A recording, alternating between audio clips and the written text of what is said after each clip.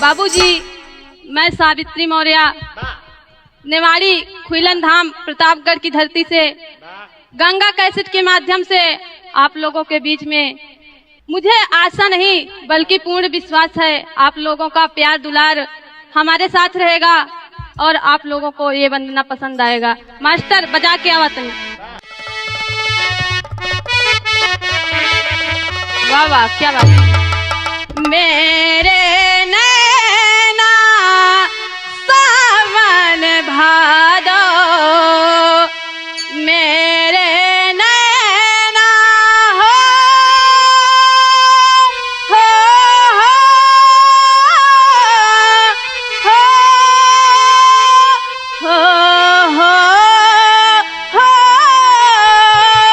मेरे नैना सावन भादो, मेरे नैना सावन भाद, मेरे सावन भादो, ओ फिर भी मेरा मन प्यासा, फिर भी मेरा मन प्यासा, ओ फिर भी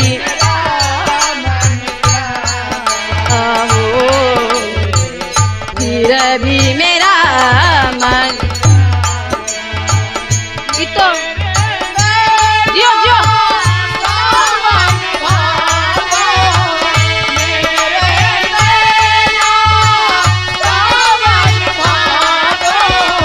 फिर भी मेरा मन प्यासा, फिर भी मेरा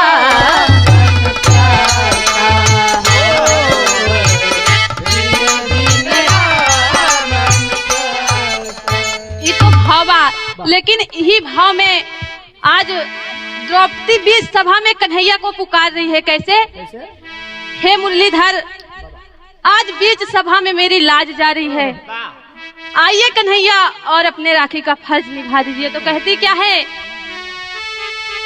कृष्ण कन्हैया हो,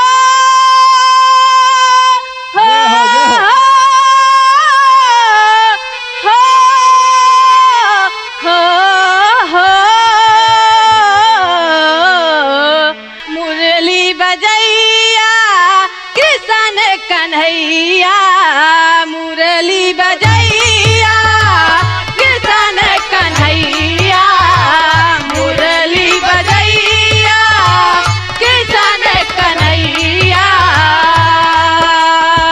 मुरली मधुर तू बजा जा, आजा कन्हैया आजा,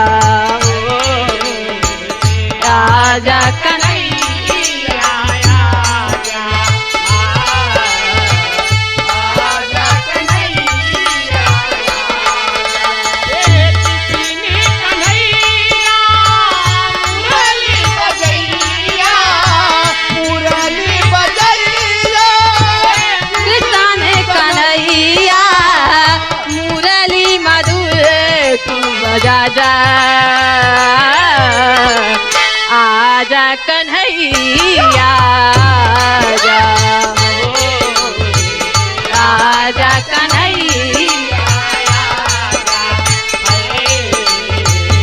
आजा कन्हैया। रो रो के बेचारी द्रौपदी पुकार रही है कन्हैया को। कैसे? दुष्ट दुशासन हो, दुष्ट दुशासन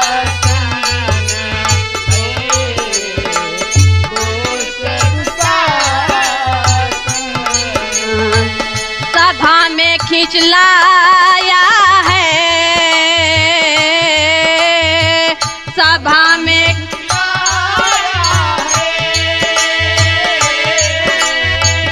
सभा में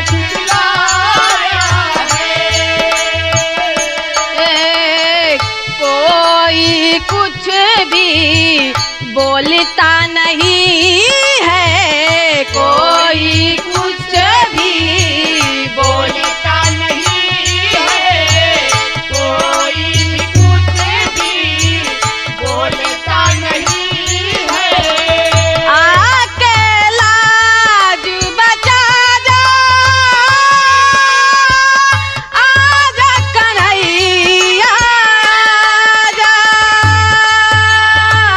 किसान कन्हैया मुरली बजैया, किसान कन्हैया मुरली बजैया, जो जो कन्हैया मुरली बजैया, मुरली मधुर तू बजा जा, आजा कन्हैया आजा, आजा कन्हैया आजा, आजा कन्हैया,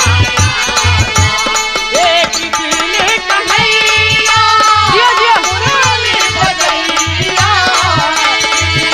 कन्हैया मुरली बजैया, मुरली मधुर तू बजा जा,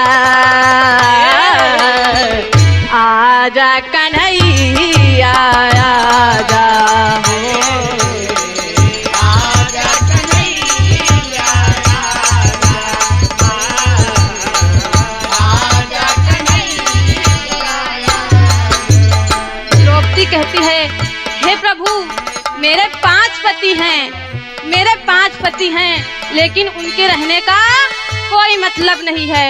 और कह क्या रही है, आज गुरु द्रोणाचार्य भी ये अन्याय देख रहे हैं, तो क्या कह रही है,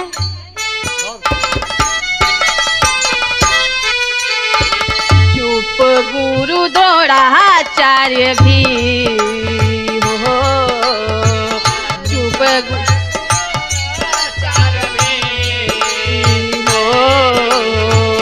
चुप गुरु द्रोणाचार्य भी,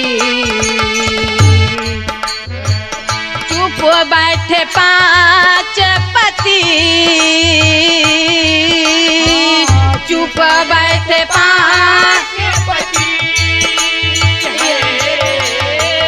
चुप बैठे 5 पति,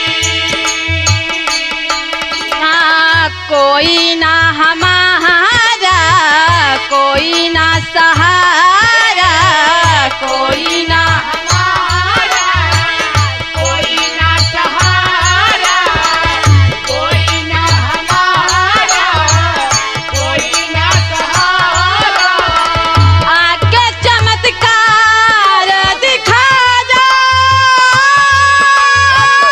आके चमत्कार दिखा जा, किसान कन्हैया बंसी बजैया, किसान कन्हैया जियो जियो, किसान कन्हैया मुरली मधुर तू बजा जा, आजा कन्हैया आजा, आजा कन्हैया आजा, आजा कन्हैया आजा, कितने कन्हैया मुरली बजैया, कितने कन्हैया मुरली बजैया, मुरली मधुर तू बजा जा, आजा कन्हैया आजा, आजा कन्हैया, आजा कन्हैया।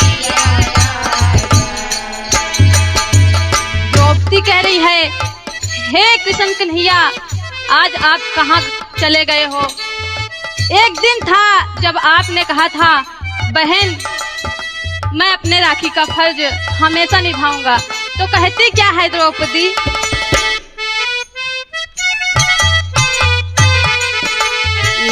बहन पुकार रही, बहन पुकार रही, ओ बहन पुकार रही। आजा मेरे भाई, आजा मेरे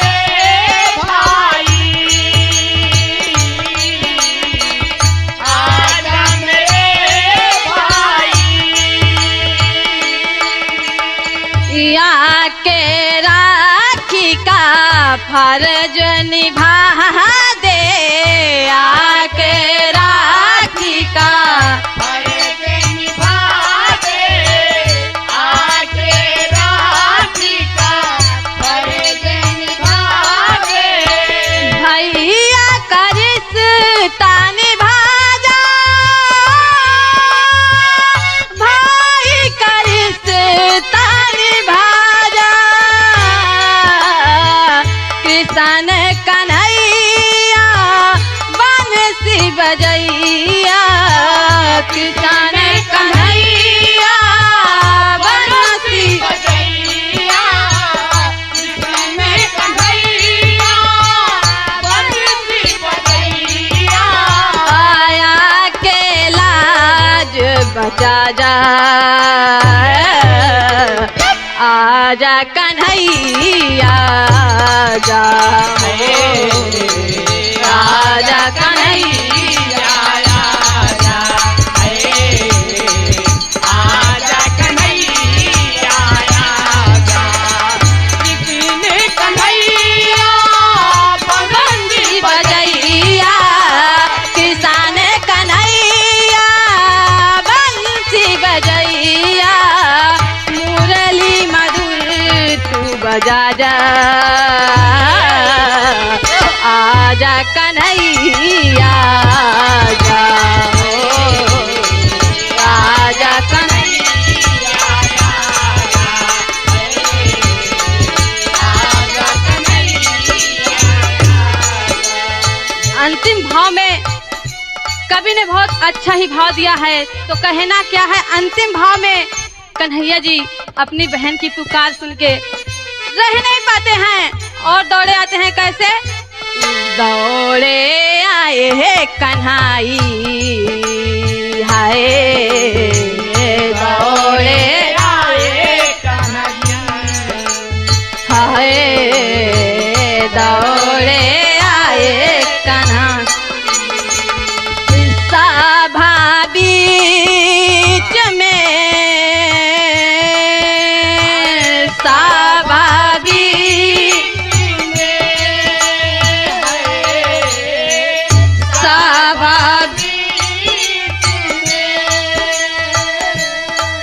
हाँ चीर बढ़ाए लाज बचाए, चीर बढ़ाए लाज बचाए, चीर बढ़ाए, लाज बचाए। राखी का फर्ज निभाया, राखी का फर्ज निभाया।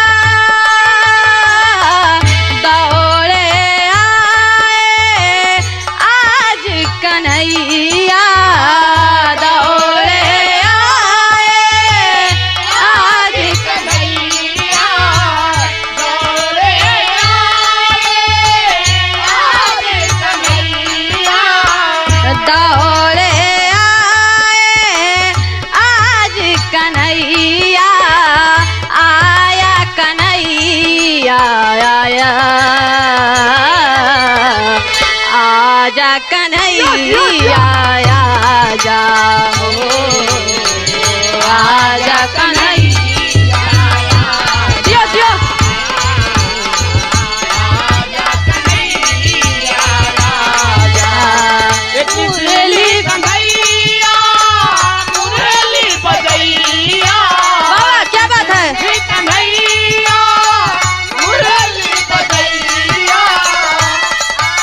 मधुर तू बजा जा, आजा कन्हैया आजा, आजा कन्हैया आजा, आजा कन्हैया आजा। मुरली बजैया कृष्ण कन्हैया, मुरली मधुर तू बजा जा,